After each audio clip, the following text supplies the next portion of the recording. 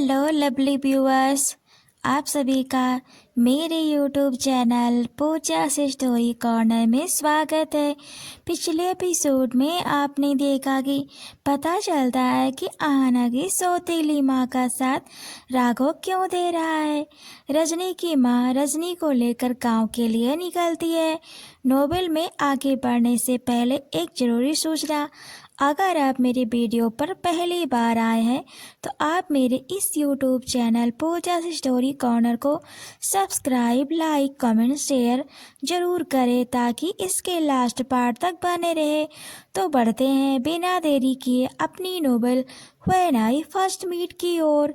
तो नोवेल में आगे सुनते हैं, रुद्र कुछ हथियार की डील करने के लिए गया होता है और पुराने क्लाइंट रुद्र को जिंदा देखकर बहुत ज़्यादा खुश होते हैं और बोलते हैं, वेलकम बैक रुद्र, मुझे लगा तुम अभी इस दुनिया में नहीं हो। तुम्हारे मरने की खबर पूरी media, social media, news, daily headline होती थी। क्या लोगों को पता है कि तुम जिंदा हो? रुद्र ने कहा, नहीं, किसी को भी नहीं पता है, बस उसे पता है जिसको पता होना चाहिए था। बट इतना कहकर रुद्र रुक जाता है तो डीलर बोलते हैं, रुक क्यों गए भाई, आगे बोलो। रुद्र ने कहा, आगे कुछ दिन में न्यू हेडलाइन आएगी हर जगह, बस वेट करो। उस डील की छोटी सी पार्टी रुद्र अपने पुराने माफिया बार में करता है। रजनी की माँ रजनी को लेकर गांव में पहुंच जाती है। गांव वाले रास्ते में खड़े हुए होते हैं। शेखर अपनी कार रोकता है और कार से नीचे उतरता है। उसके माथे से पसीना निकलने लगता है क्योंकि सभी गांव वाले लाठी लेकर खड़े हुए होते हैं। बीच रास्ते में ही रजनी की माँ कार की खिड़की से बाहर झांकती है। वह बाहर का नज़ारा देखकर अचंभित हो जाती है। वह भी गाड़ी से उतर जाती है। रजनी को गाड़ी में ही बेहोश छोड़कर और गांव वालों के सामने आती है और उनसे बोलती है कि हमें गांव के अंदर जाने दीजिए, हमें देवी का दर्शन करना है। रजनी अभी तक होश में नहीं आई है। उसको देवी के दर्शन करा देंगे तो उसे देवी का आशीर्वाद मिल जाएगा और वह जल्दी से ठीक हो जाएगी। गांव का मुखिया सामने आता है और शेखर के सामने सीना चौड़ा करके खड़ा हो जाता है और बोलता है, तुम सब गांव के अंदर नहीं जा सकते हो। इतने साल तक रजनी उस रुद्र या उस अर्जुन, जो भी हो कहो, उसके पास रही। वह अब आप पवित्र हो चुकी है, उसको वापस वहीं छोड़कर आओ। रजनी की माँ मुखिया के पैरों में गिर जाती है और बोलती है, आपने फ़ोन पर कहा कि उसे लेकर गांव चले आओ, फिर यहाँ यह सब क्यों कर रहे हो? समझने की कोशिश करें, मेरी बेटी अभी ऐसी अवस्था में नहीं है कि उससे यह सब झेला जाए। भाई साहब, रजनी भी आपकी बेटी के समान है, उसके साथ ऐसा बिल्कुल भी ना करे। मुखिया सभी गांव वालों के सामने चिल्ला चिल्ला कर बोलता है, हमारे गांव की बेटी अगर शादी करती है तो वापस इस गांव में नहीं आती है, यह इस गांव की परंपरा है। मैं भी शादी करवाया अपनी बेटी की, पर मैं उसे या कोई भी गांव वाला अपनी बेटी को विदा करके वापस इस गांव में नहीं लाता है, नहीं तो देवी का प्रकोप उन पर टूट पड़ता है। क्या चाहती हो कि देवी का कहर टूट पड़े और तुम्हारी गलती की वजह से हम सबके साथ कुछ गलत हो? रजनी की माँ गांव वालों के सामने अपना आंचल फैला देती है और रोते हुए बोलती है, मेरी बेटी पवित्र है, उस अर्जुन ने मेरी बेटी को छुआ तक नहीं है, वह अभी भी पवित्र है। मुखिया बोलता है, अगर तुम्हारी बात सच है तो उसे प्रूव करना पड़ेगा। अगर तुम्हारी बेटी अपवित्र निकली तो इस पूरे गांव में भयंकर तबाही आ सकती है, देवी का प्रकोप इस गांव पर हो सकता है। रजनी की माँ को 100% भरोसा होता है कि रुद्र ने रजनी के साथ कभी कुछ नहीं किया। मुखिया गांव की एक पुरानी दाई को बुलाता है और बोलता है कि जाकर रजनी को चेक करो ताकि पता चल जाए कि रजनी की माँ सही कह रही है कि नहीं। शेखर को यह सब देखकर गुस्सा आ जाता है और मुखिया का लाठी छीन लेता है और बोलता है, अगर कोई भी रजनी की तरफ हाथ भी बढ़ाया तो उसे मेरा सामना करना पड़ेगा। रजनी की माँ शेखर के सामने हाथ जोड़ लेती है और बोलती है, बेटा ऐसा मत करो, नहीं तो हम इस गांव में नहीं जा पाएंगे और रजनी ठीक भी नहीं हो पाएगी। शेखर रजनी की माँ से बोलता है, आंटी यह सब अंधविश्वास है, ऐसा कुछ नहीं होता है। अगर रजनी पवित्र है या पवित्र है, इससे देवी क्यों क्रोधित होंगी, इस गांव का विनाश क्यों होगा, यह सब ढोंगी है। मुखिया को गुस्सा आ जाता है और वह शेखर पर झपट पड़ता है। रजनी की माँ मुखिया और शेखर को अलग करने की पूरी कोशिश करती है, पर दोनों जमीन पर गिर जाते हैं और एक दूसरे को पीटने लगते हैं। गांव वाले लाठी चलाते हुए दौड़ते हुए आ रहे होते हैं और जैसे ही वह शेखर पर लाठी बरसाने वाले होते हैं, शेखर की माँ सामने आ जाती है और सारी लाठियाँ रजनी की माँ के ऊपर बरस जाती है। रजनी की माँ के सर से खून टपकने लगता है और शेखर और मुखिया यह सब देखकर गांव वालों को चिल्लाने लगते हैं कि यह सब क्या कर रहे हो। मुखिया बोलता है कि रजनी की माँ इस गांव की बहू है और आप सब उनके साथ ऐसा नहीं कर सकते हैं, हमें चेक करने दीजिए कि रजनी पवित्र है या नहीं। शेखर फिर नहीं मानता है, वह और रजनी की माँ के खून को अपने हाथों से पोंछता है और गुस्से में बोलता है, अगर अब किसी ने कुछ भी किया तो मैं भूल जाऊंगा कि आप सब रजनी के गांव वाले हैं, एक एक को धूल चटा दूंगा। मुखिया शेखर को धमकाने लगता है कि तुम हमारे किसी भी काम में दखल मत दो। रजनी की माँ, तुम इसे समझा क्यों नहीं रही हो। रजनी की माँ शेखर की ओर देखते हैं और गिड़गिड़ाते हुए बोलती है, बेटा समझ जाओ, यह सब रजनी के लिए किया जा रहा है, इसी में रजनी की भलाई है। दाई रजनी के पास जाती है और कार में अंदर बैठ जाती है और रजनी को अच्छे से चेक करती है। सभी लोग बस उस दाई के आने का इंतजार कर रहे होते हैं। रजनी की माँ को अपनी बेटी पर पूरा विश्वास होता है। शेखर मन ही मन में सोचता है, अगर रजनी अपवित्र हुई तो वह इस गांव में नहीं जा सकती है। गांव वाले और मुखिया एकत्रित होकर बातचीत करने लगते हैं।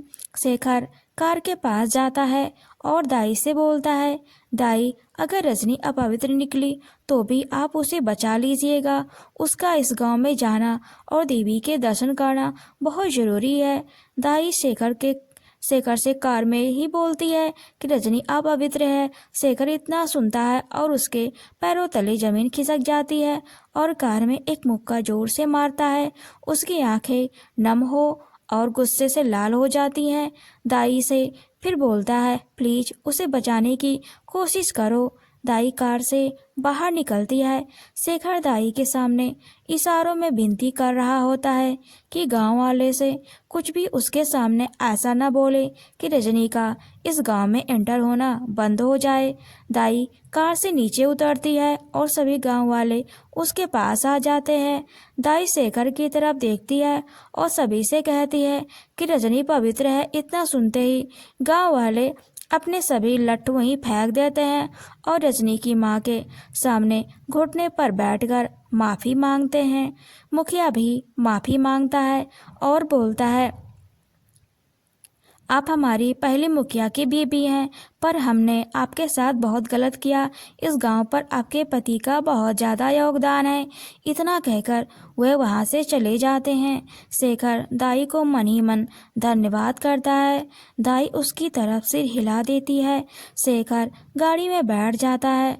रजनी की माँ रजनी के पास आकर बैठ जाती है। सभी गांव के अंदर चले जाते हैं और शेखर देवी के पास रजनी को उठाकर लेकर जाकर लिटा देता है। सभी लोग मंत्र जाप करने लगते हैं। कुछ समय बाद रजनी को होश आता है और वह अपनी माँ की बाहों में लिपट जाती है और उसके आंखों से आंसू निकल जाते हैं। गांव के मुखिया उसके सर पर हाथ फेरता है और उसे सांत्वना देता है कि हम उस रुद्र को अच्छे से बताएंगे कि हमसे पंगा लेने से क्या हो सकता है। उधर रुद्र पार्टी करके घर लौट आता है। वह शेखर को आवाज़ लगाता है, रजनी की माँ को आवाज़ लगाता है। रजनी के रूम की तरफ दौड़ते हुए जाता है तो देखता है रूम बाहर से लॉक है। रूम के अंदर जाता है तो देखता है रूम की सारी खिड़कियाँ, सारी अलमारियाँ खुली हुई है। बेड पर कपड़े फेंके हुए हैं। रूम की ऐसी दुर्दशा देखकर उसके मन में शक हो जाता है कि यह दोनों माँ बेटी इस घर को छोड़कर चले गए हैं। रुद्र शेखर को कॉल लगाता है। उधर से शेखर अपना मोबाइल कार में ही छोड़ दिया होता है और वह देवी के सामने हाथ जोड़कर मन ही मन रजनी के लिए प्रार्थना कर रहा होता है कि रजनी ठीक हो जाए और इस गांव पर कोई भी आपदा ना आए और रुद्र को भुलाने में उसकी मदद करे। रुद्र बहुत ज़्यादा गुस्से में होता है। वह अपने खबरी को कॉल लगाता है और बोलता है कि अब वह समय आ गया है, तुम्हें वह काम करना है जो मैंने तुमसे कहा था। तुम्हें उस गांव में जाना होगा और उन दोनों माँ बेटी को लाना होगा। अगर उनके बीच में कोई भी आए तो उन्हें मौत के घाट उतार दो। मुझे रजनी की माँ और शेखर तीनों ही चाहिए। मुझे ऐसा लगता है कि इन सबको लेकर जाने वाला शेखर ही हो सकता है। उसे भी लेकर आना, उसे मैं अपने हाथों से मारूंगा।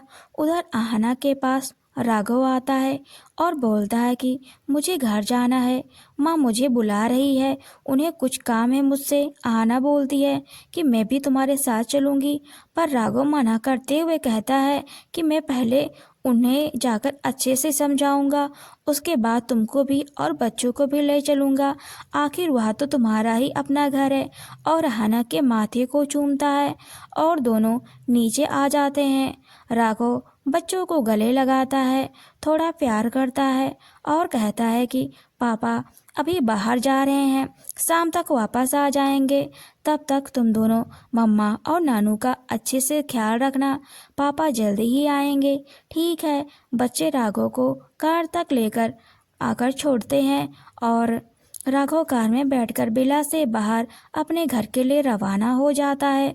तभी रुद्र के मोबाइल पर एक मैसेज आता है जिसमें खबरी बताता है कि राघव बिला से बाहर निकल गया है, शायद हो सकता है वह आपके पास आ रहा हो।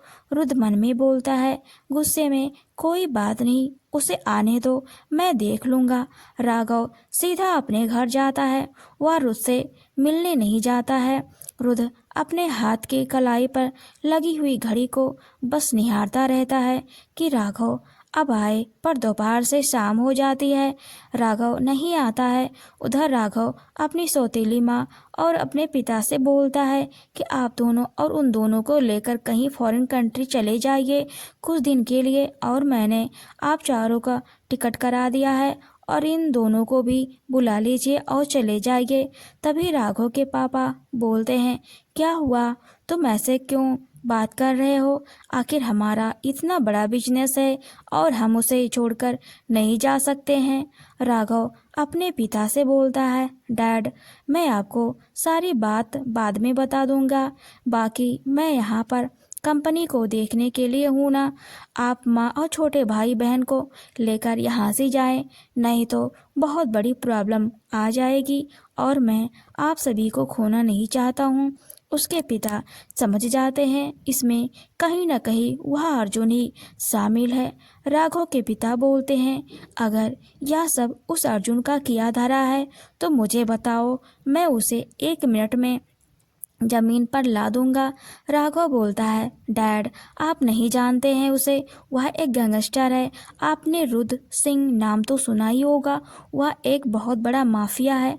राघव के पिता बोलते हैं हाँ, नाम तो सुना था, पर वह तो मर गया था ना। राघव बोलता है नहीं डैड, वह मरा नहीं, वह अभी जिंदा है और वह रुद्र सिंह कोई और नहीं, वही अर्जुन है जिसके कंपनी में मैं असिस्टेंट हूँ। इतना सुनते ही राघव के पिता एक कदम पीछे हो जाते हैं और बोलते हैं यह तो बहुत बड़ी मुसीबत है। राघव बोलता है डैड, मुसीबत तो है पर इतना भी बड़ी नहीं, मैं देख लूँगा। राघव के पिता राघव से बोलते हैं, बेटा कुणाल मेरा और मेरा दोनों बिजनेस में पार्टनरशिप में थे और यह सब जो बिजनेस तुम देख रहे हो यह सब उस कुणाल मेहरा का ही है। कुणाल मेहरा और उसके पिता के मरने के बाद उसकी सारी संपत्ति और शहर का मालिक मैं अकेला हो गया और रुद्र सिंह के मरने के पीछे कोई और नहीं, मेरा ही हाथ है। रुद्र को रास्ते में मरवाने के लिए मैंने ही गुंडे भेजे थे कुणाल के कहने पर जब मैं कुणाल के घर के पास पहुंचा तो मैंने देखा कि उसका घर पूरी तरह से जल चुका है। कुणाल और उसके पिता दोनों जख्मी हालत में मिले। मैं हॉस्पिटल में उन्हें भर्ती कराया और उन्होंने मुझसे कहा कि यह सब तुम अपने पास रखो और उस रुद्र को कभी छोड़ना नहीं। और बेटा टोनी के मरने के पीछे कोई और नहीं, मेरा ही हाथ है। अगर यह सब रुद्र को पता चल जाएगा तो वह मुझे जिंदा जला देगा, क्योंकि टोनी को कोई बीमारी नहीं थी।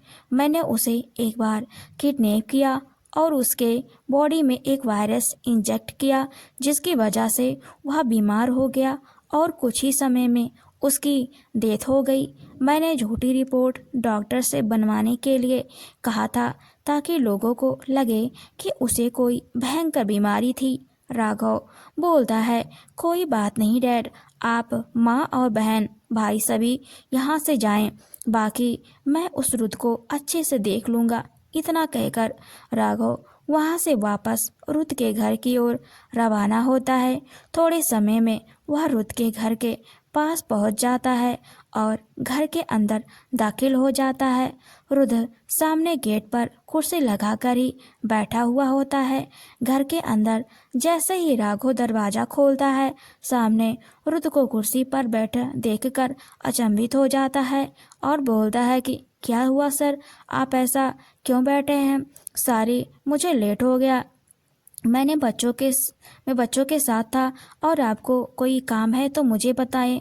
रुद्र बोलता है, राघव तुम्हें क्या लगता है अगर मेरी आहाना को मुझसे छीन लेगा और बच्चों को छीन लेगा तो मैं तुझे कुछ नहीं बोलूँगा, मैं तुझसे दोस्ती निभाऊंगा? तू जैसा सोच रहा है ऐसा कुछ नहीं होने वाला है। रुद्र कुर्सी से उठता है और राघव का कॉलर पकड़ लेता है, बोलता है, मैं चाहूँ तो तुझे अभी इसी वक्त मार सकता हूँ, पर मैं तुझे नहीं मार सकता हूँ, क्योंकि अगर मैंने तुझे मार दिया तो आहाना के अंदर मेरे लिए अगर थोड़ी सी भी प्यार मोहब्बत जिंदा होगी तो वह भी मर जाएगी और मैं ऐसा नहीं चाहता हूँ। देखना एक दिन आहाना मेरी ही होगी। राघव रुद्र को प्यार से समझाने लगता है कि आहाना को वह प्यार नहीं करता है, आहाना खुद ही उससे प्यार करती है, वह बस बच्चों के लिए उसके साथ रहता है। रुद्र उसकी बातों में आ जाता है और बोलता है, अगर तुम आहाना से प्यार नहीं करते हो तो उसे छोड़ दो। राघव बोलता है, पर आहाना मुझसे प्यार करने लगी है तो अगर मैंने उसे छोड़ा तो बच्चों को भी छोड़ना पड़ेगा, पर मैं नहीं चाहता कि बच्चे मुझसे अलग हों। आपको मेरी नॉवेल कैसी लगी मुझे कमेंट बॉक्स में ज़रूर बताएं। आगे नॉवेल के नेक्स्ट एपिसोड में हम देखेंगे कि क्या आहाना राघव के बारे में जान पाएगी, रजनी अब क्या करेगी। शेखर ने रजनी को बता पाएगी कि उसने उसको बचाने के लिए दाई को झूठ बोलने के लिए कहा। क्या इससे गांव वालों पर खतरा मंडरा सकता है? क्या यह खतरा रुद्र ही होगा या देवी का प्रकोप? रुद्र क्या गांव वालों को मारने से रोकेगा या नहीं? रजनी की माँ क्या सच जानती है कि रजनी पवित्र नहीं है, और अगर जानती है तो गांव में आने के लिए झूठ क्यों बोला? तो बने रहे मेरे यूट्यूब चैनल पूजा's स्टोरी कॉर्नर में। Thanks for watching and keep supporting.